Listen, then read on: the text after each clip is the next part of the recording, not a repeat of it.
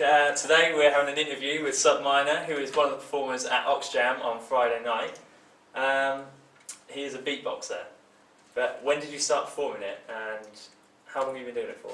I started back in 2002, 2003, and originally I was a drummer, so sort of gradually my musical taste changed and I discovered what beatboxing was through a friend of mine. He showed me what it was on a CD and I was like, okay, that's quite cool, and then gradually started practicing more and more and more, and then yeah, it was probably within 18 months, 2 years, I started performing. How did you discover you had this sort of talent? Like, how did you come about it? I don't know, it's just from drumming. It was a natural thing to always be tapping or to be grinding my teeth to drum and bass or something like that. Just always making little sounds and things. And yeah, I always loved that sort of vocal sound effects. Like Police Academy, watching those sort of films and things like that. So I was always really interested in that, and just sort of evolved into beatboxing. Right. Where did you come up with the name Subminor?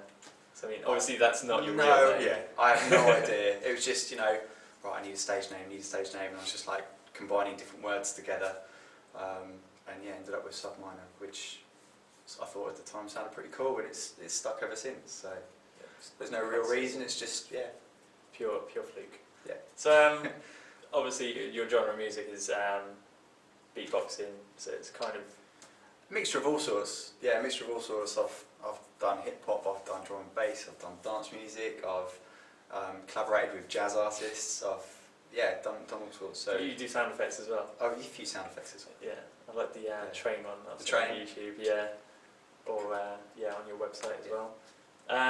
What has been your favourite gig?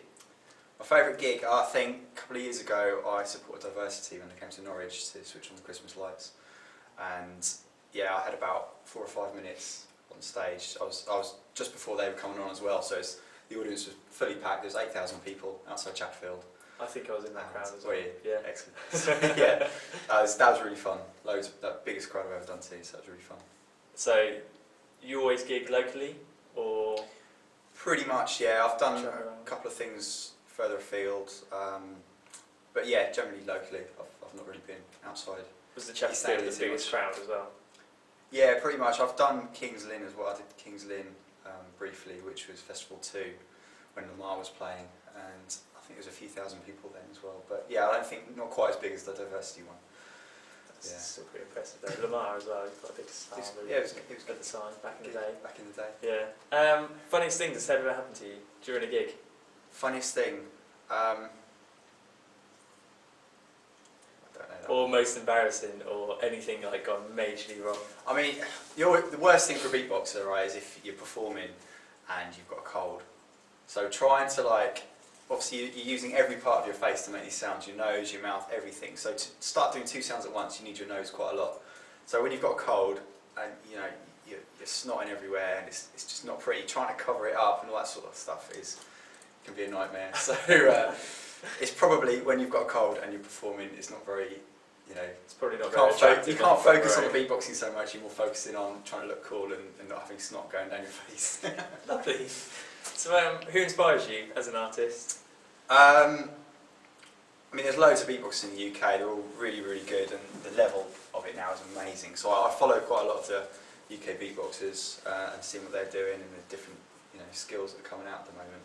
So there's some really, really amazing guys at the moment. There's a guy called Hobbit, Shlomo is amazing at the moment in the UK. Some Europeans as well, beatboxers called Babalai and Alem, and some of the guys out there at the moment are amazing. But generally I just listen to loads of styles of music and just try and pick up on what I can pick up on, really. Have you ever thought about applying for Britain's Got Talent or anything like that? To maybe progress even further, that's the next step? I've thought about it. I did something fairly recently, which I can't go into too many details about, which is a new thing for Sky One. But other than that, it's there, it's in the pipeline, we'll see what happens in the future. Cool, we look forward to hearing from that. Make sure you keep us posted on all of that, obviously. Any advice for anyone, any aspiring artists out there who are beatboxers and wanting to get into this sort of?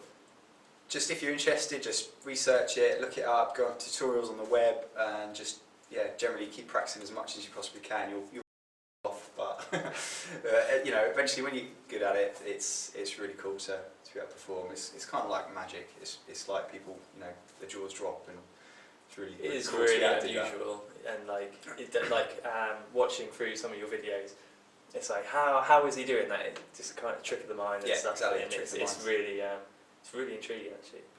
So 5 years time, where do you see yourself? I mean, I'm getting on a bit now.